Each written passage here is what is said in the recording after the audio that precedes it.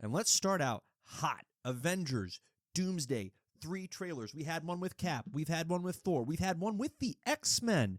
There is at least a 4th one on the horizon that evidently has M'Baku, Shuri, and The Thing. That's not a trio that we expected. Oh, I'm sorry. And Namor. Ever heard of him? He's in there as well.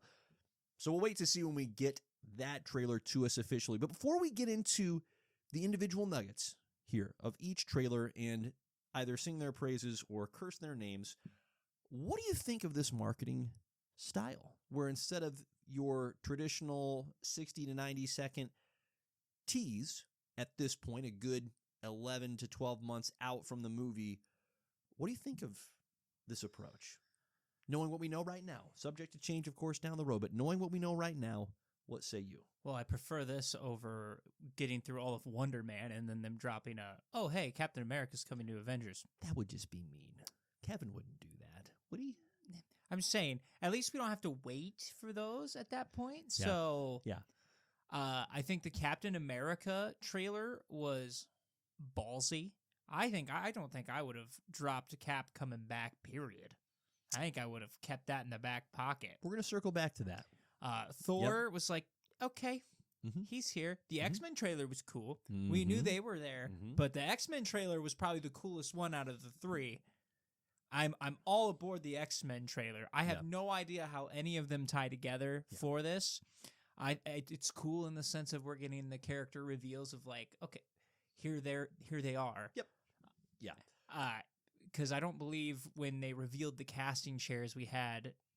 Well, I know we didn't have Cap.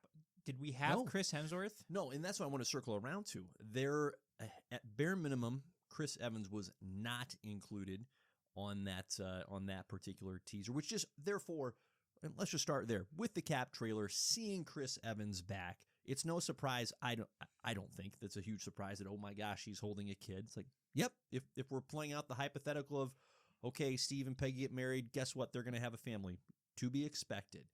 But the fact that Steve Rogers and Chris Evans as Steve Rogers was included had not only had it not been shared publicly, it had been denied by the likes of our dear sweet Chris Evans. So it just brings all of it into question of, okay, so truly anybody could be in this who has been in an MCU franchise at one point in time.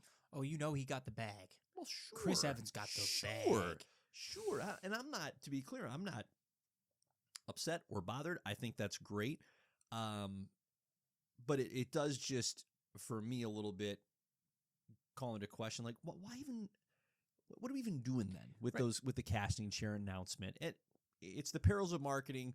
You're not really, there's no rules. There's no laws here. You can do whatever you want. I mean, remember Avengers Endgame? I'm sorry, not Endgame.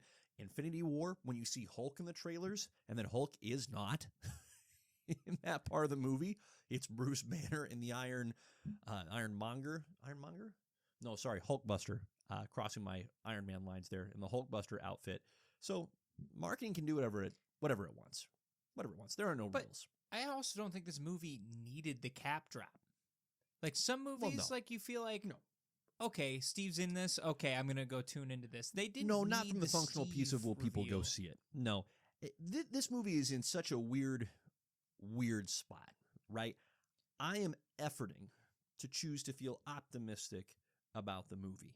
Okay, I want to keep a hopeful posture towards it. I don't want to turn into this old man skeptic, like, oh, this could probably suck. And then I told you so after I saw it. It's like, no, there's a really, really good chance that it's good. And this movie, as soon as it said, oh, hi, Robert Downey Jr. is playing Dr. Doom, as we've said over and over, has chosen the path of highest risk. It just has. Yeah. Now, with that highest risk could come some really sweet reward. Absolutely. But part of the risk, and the reason I'm bringing it up in regards to Cap in particular, is at the end of Endgame, you had as complete of a story arc as you could have hoped to have had for Tony Stark, for Steve Rogers in particular. And so the fact that both these individuals are coming back into the fold, it does not invalidate the end of Endgame. That can always live as its own.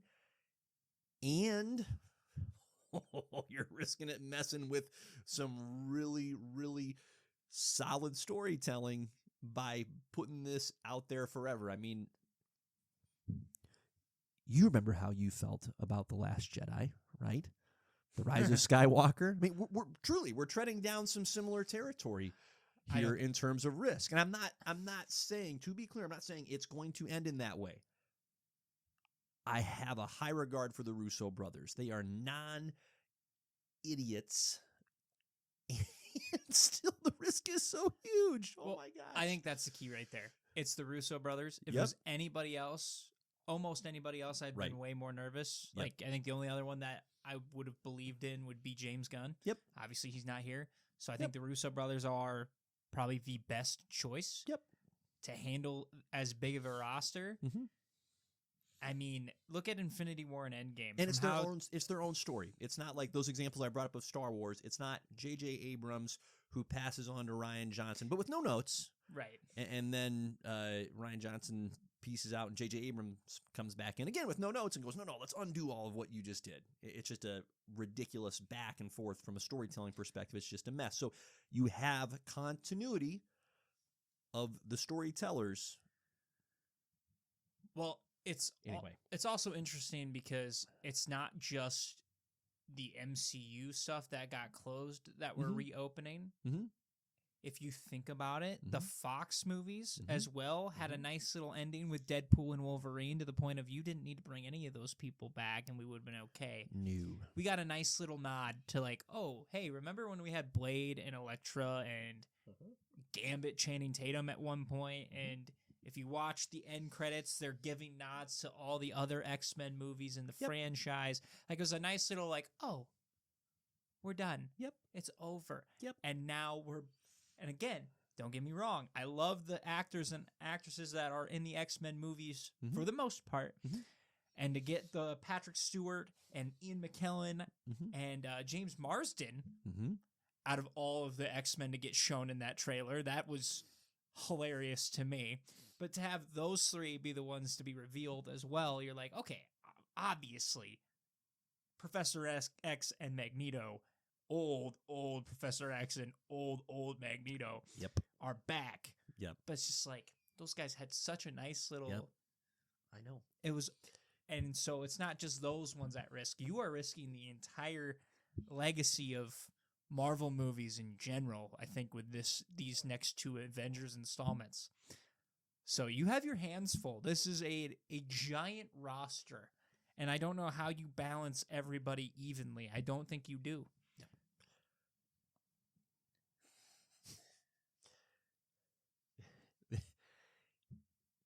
There's no. Here's what I will say. There is.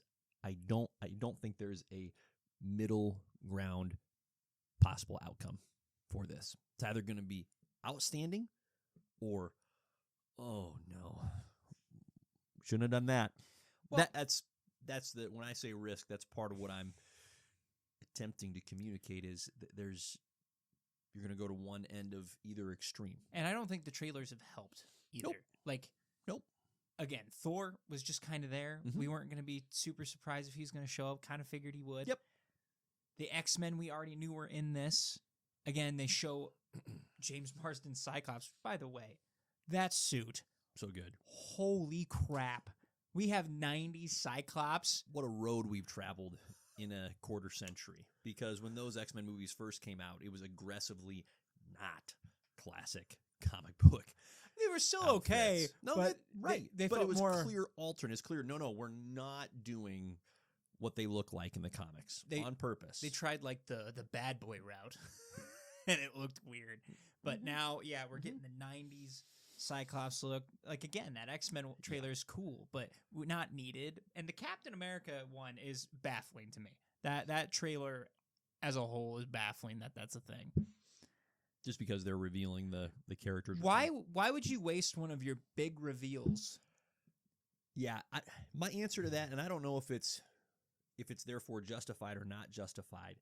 They haven't had, they being Marvel, are at a trust equity deficit thanks to the last several years. There've obviously been, and we'll get into this here when we recap 2025 in our top 5.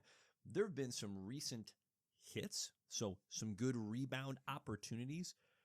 However, the overall quantity of what has come out by no means in the last half decade came anywhere close to matching what preceded it in the decade of 2008 through 2018-19.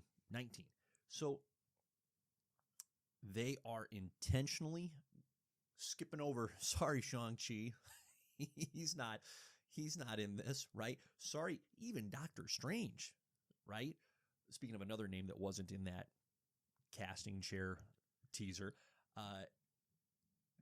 sorry, Paul Rudd, Ant-Man, Scott Lang, they are going all the way back to the original well in order to drum up, and it works, drum up the nostalgia.